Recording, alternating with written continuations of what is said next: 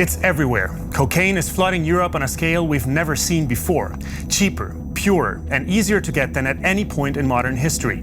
Experts keep sounding the alarm, but the cartels are evolving faster than investigators can track them.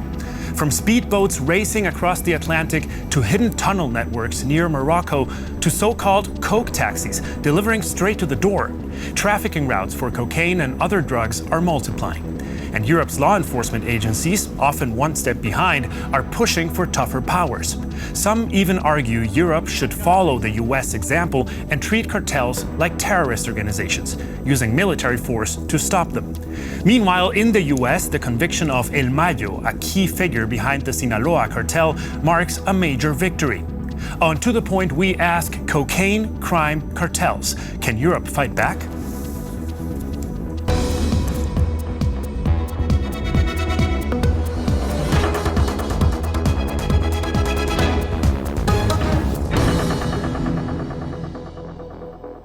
Welcome to this week's To The Point. I'm Javier Arguedas. It's great to have you with us.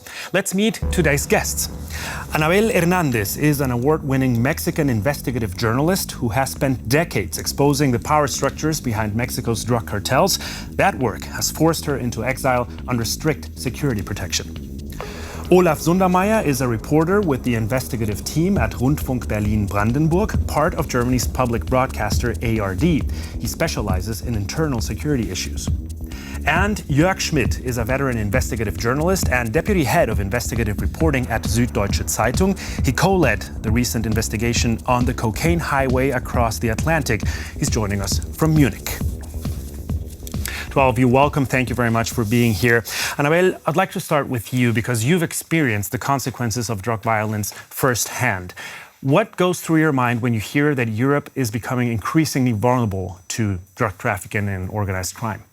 I think that we have to understand that everywhere where the cartels are able to arrive, not just arrive their dirty money, not just arrive their drugs, some of them very dangerous, like fentanyl. It's a huge crisis in the United States that Europe had to be very attentive of this. But also arrives the corruption and arrives the violence.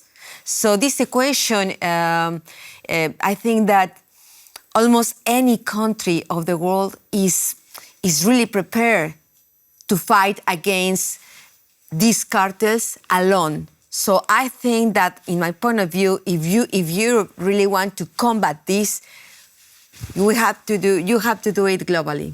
Mm-hmm. However, Europe does work together in many fronts. Jörg, despite that, Europe is considered a drug smuggling heaven, if you will. Why is that? Well, I think there are different reasons for that. Europe is an extreme wealthy market. That means there are a lot of people here having enough money to buy drugs. And as we know, cocaine was an expensive drug a couple of years ago, and that changed a little bit. So we are in a society that likes drugs, we like alcohol. On the other hand, we have the European freedom, which means you can travel within Europe without tax, without controls, passport controls. So I think the cartels find a great heaven here to deliver their goods.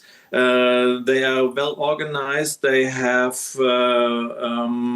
platforms in several of the countries. The Netherlands, for example. Germany was always a good place for money laundering. So they find perfect conditions here. Perfect conditions that also work on a local level, of course. Olaf, according to the UN, both the number of drug users and the number of people with a drug addiction are increasing rapidly. Is that because there's more demand or because they are easier to get? Both. Because the drug market functions on supply and demand. The quality of drugs are higher recently. They are cheaper, easier to get. The distribution functions very easily, as we heard from Jörg. And if you walk outside the studio here in Berlin, you can see this. I saw people sitting on the street this morning, obviously drug abused. And if I talk to drug dealers here in Berlin, they tell me, like we heard on this cocaine taxis, we did a documentary about these cocaine taxis here in Berlin. They say everybody buys the drugs. You folks are buying them. People from the middle class, people that have money, people in good jobs, people not on the edge of society, the middle of society has a huge demand on drugs. And as long as this is still the case, the drugs are coming more and more into Europe, into Germany, where it's very easy to sell them. And they're coming. Yeah, you want to and you have to understand that if the United States is trying to be more effective to block the drugs between the borders, Mexico to United States, of course the cartels are looking for new, bigger markets. They are not just stopping, hey, United States, please open the door. No, they are pushing it, going to other places. That's why also in Mexico is growing the consumption of drugs than never before, because there are more there. They are finding new markets and they are finding new ways to get the drugs everywhere. The fact is, both sides, cartels and governments, are ramping up fast, each trying to stay one step ahead in this war. And the cartels' methods and their trafficking networks are becoming more sophisticated by the day. In January 2026, Spanish police intercepted a cargo vessel off the Canary Islands. Hidden beneath a shipment of salt, they discovered almost 10 tons of cocaine. The latest available data saw 330 tons of cocaine seized across the EU in 2024. While that was less than the previous year, the number of individual cases had risen. For experts, that suggests traffickers are changing their routes and tactics rather than running low on supply. Increasingly, they're using speedboats. Here, a police pursuit off Mallorca. Couriers collect the drugs directly from vessels in the Atlantic. They're even building tunnels like this one, running between Morocco and the Spanish enclave of Ceuta. But the European market extends beyond just South American cocaine or North African hashish. Investigators are also finding an increasing number of labs making synthetic drugs. We're talking about drugs that are made and mass-produced in Europe, and in some cases, even sold beyond the continent. How might the drug cartel's hold be broken? That's the million-dollar question now, Jörg. In October last year, the French military stopped a speedboat in the Atlantic Ocean for the first time in the so-called cocaine highway across the Atlantic. We know that speedboats are very common in the Caribbean. What do you make of the fact that they're now in the Atlantic as well, and what does it tell us about how these drug cartels are operating? Well, we're facing a cat and mouse game between the cartels and the investigators on the other side. So 3 years back in time, 2023, the investigators found around about 34 tons of cocaine in the harbor of Hamburg. A year later only, it was only 5 tons. In the other big harbors where you could find cocaine in the last years, Antwerp and Rotterdam, it was 162, and it was going down in just a year to 70 tons. That means the drug dealers find new ways, and we could see as well that there must be much more cocaine on the market. If you see that the prices for cocaine for a kilo went down from, well, around about 28,000 to 14,000.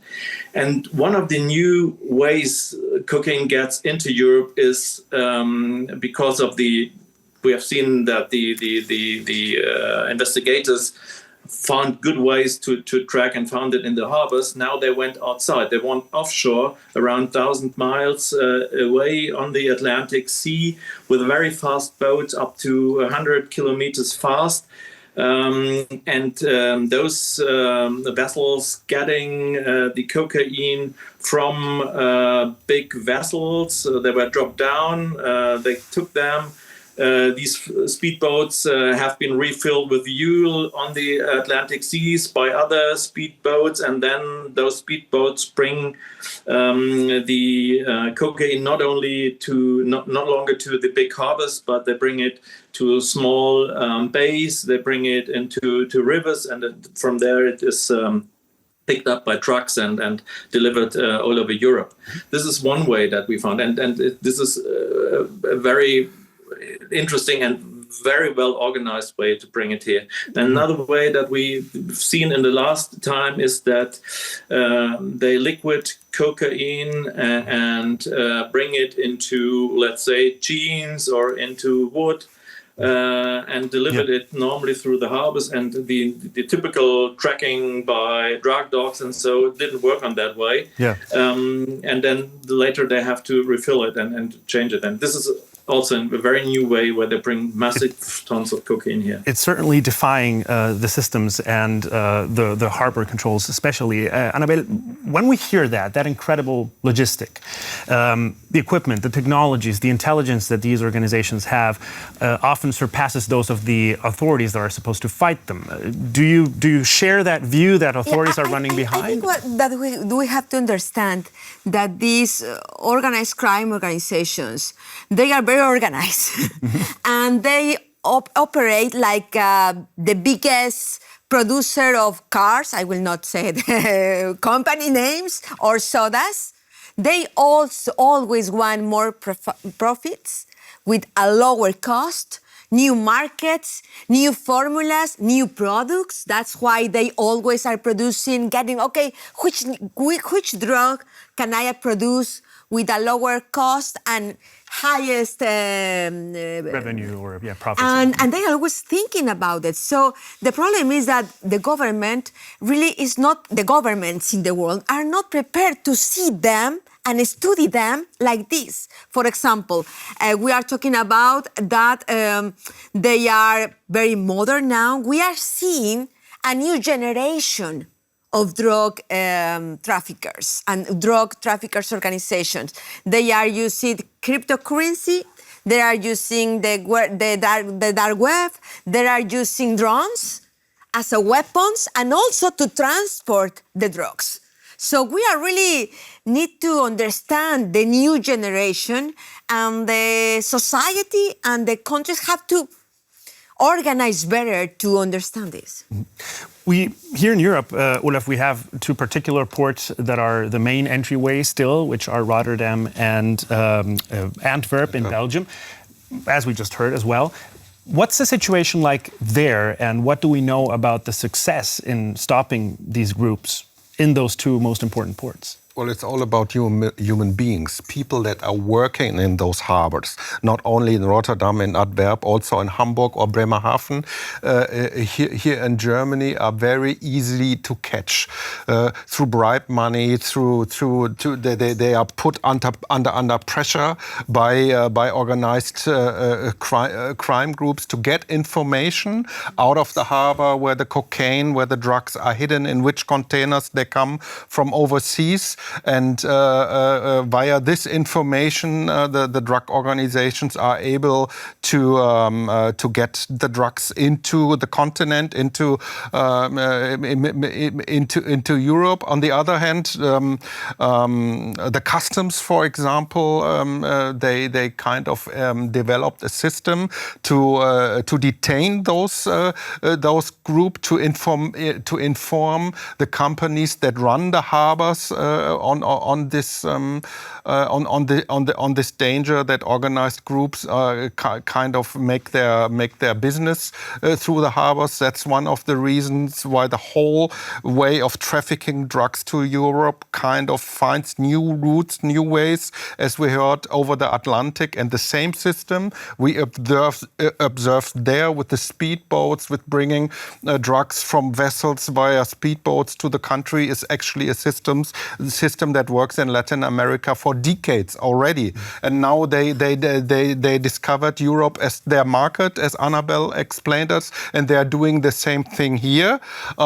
I understand that's one of the reasons why the United States are fighting this war on drugs with such heavy violence. Yeah, when they show to the public videos how speedboats in the Caribbean Sea are destroyed, they want to warn the cartels. They want to warn the organized groups, so that they rather say, okay, instead of bringing drugs to the United States, we go to the European Union, because the European Union are not fighting with such heavy instruments. They are more or less unstable.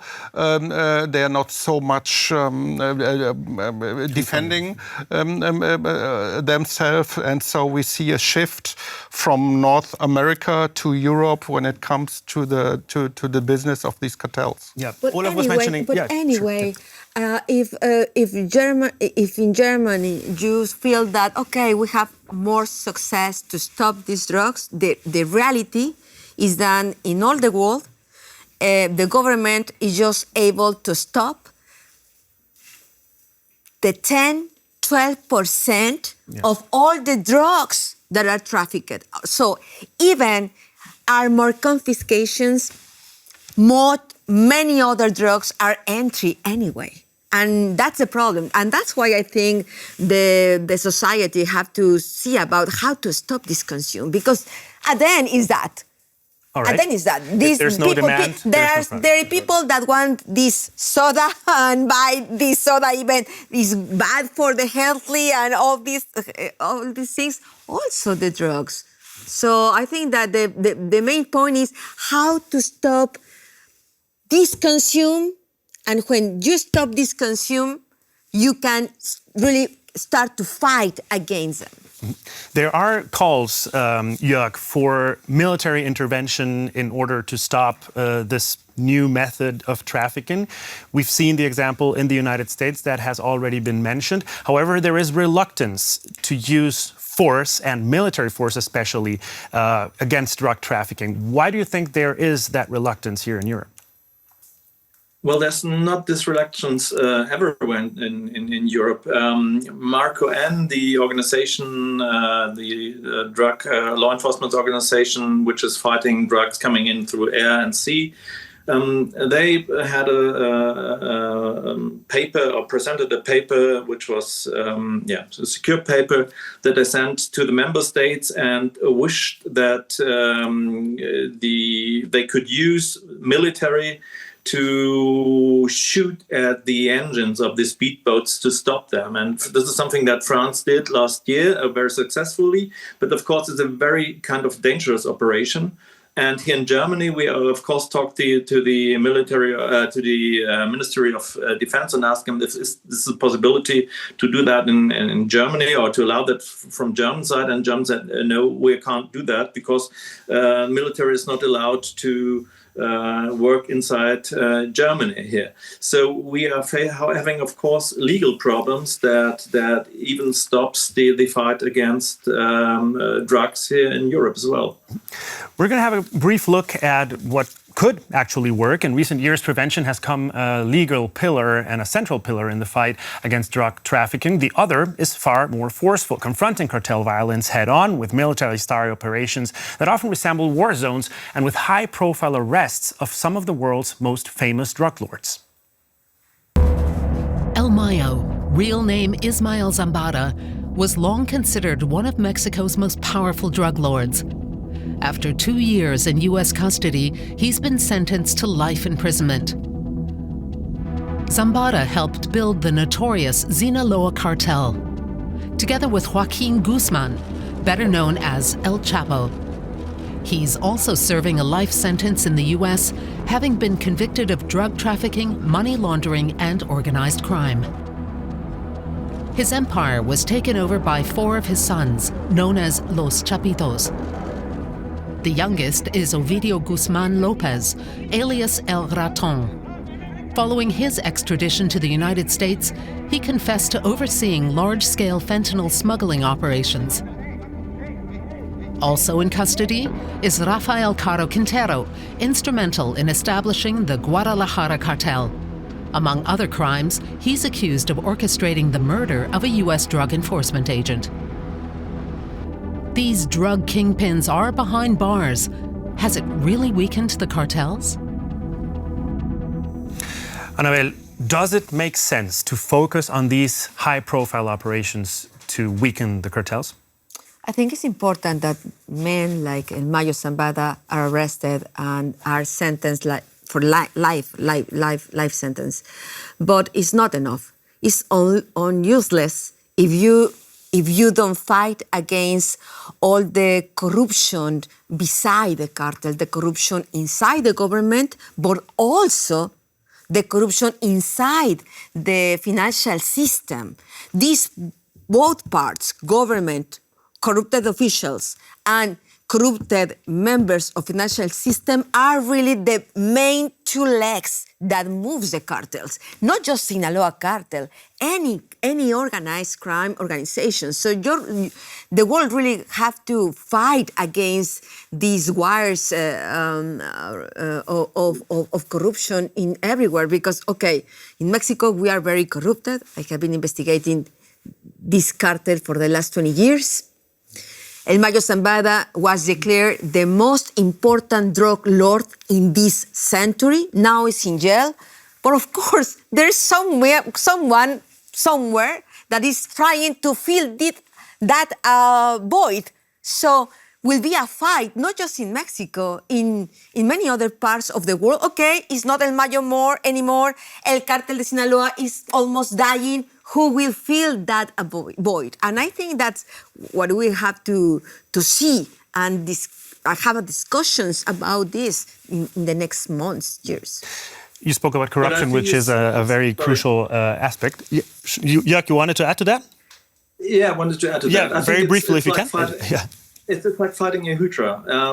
It's nice to have these pictures. It's nice for the politics to show that. But I think you have to grab the system. And these are nothing else than big international companies. Yeah. And you can only grab them by taking away their money. So we have to find, even in Europe, especially in Europe, ways to take their money, the money that they own during the drug dealings, and try to take that back, arrest that money, try to close the gaps that we still have in money laundering. I think that's the best way to fight these cartels. Olaf, on a local level, Anabel just mentioned corruption. We just heard that is also a crucial aspect. You would think that stopping a thing like a cocaine taxi would be fairly easy for authorities. Is that a part of the equation, smearing corruption and authorities that are too permissive? Cocaine. There are some successes, for example, here in Berlin to stop those cocaine taxis, but they will have somebody else doing it tomorrow. It's about young men, young guys growing up in the neighborhood and gaining money very easily. The penalty is not very high. They spend 2 or 3 years in prison. If so, anyway, then they walk out, and the criminal family or their organization is waiting for them, pays the lawyer, pays the living for their families, and so on. The problem is the demand. Anabel says that people buying the drugs, our families, our friends, our surroundings, the middle class are buying cocaine. That it has to be an awareness on this problem, on this topic. The usement on drugs is not really socially so much in the discussions, at least here in Germany, and that has to be taken. Europe itself is weak. Every country has its own police. Every country has its own law system. We don't even have a Federal Bureau of Investigation, an FBI like the United States. We have Europol, but that's only an agency. So because every country does its more or less its own thing. Okay, there's exchange on information and so on, but there's no common European strategy, no common European police to fight this kind of crime, and that makes Europe weak and so easily for cartels and other organized groups to focus on this market. Annabel, that difficulty to deal with a problem that has such social consequences has already taken a perspective that some of the most important leaders in Latin America have also discussed or claimed that it needs to get discussed if legalization is also a way. What do you make of those claims? I don't think that is the solution. And I think we saw it in Amsterdam, and that country was not the solution. Even that was worse, because Amsterdam, Holland, became the main base for the Sinaloa cartel and other organizations, because they had permit to produce not just the legalized drugs, they will also create new drugs, more dangerous, even non-legalized. It's like legalized drugs is like trying to cut the red ocean again with a word. I mean, it's not possible. Would be too easy. It's not possible. That is not the solution for me. Strong words from Annabel Hernandez. Thank you very much to all three of you, Jörg Schmidt, Olaf Lundermeier, for being with us today. And of course, to you for watching. We are going into our summer break, but of course, we'll see you again when we get back in September. Thanks for watching. Until then, take care and goodbye.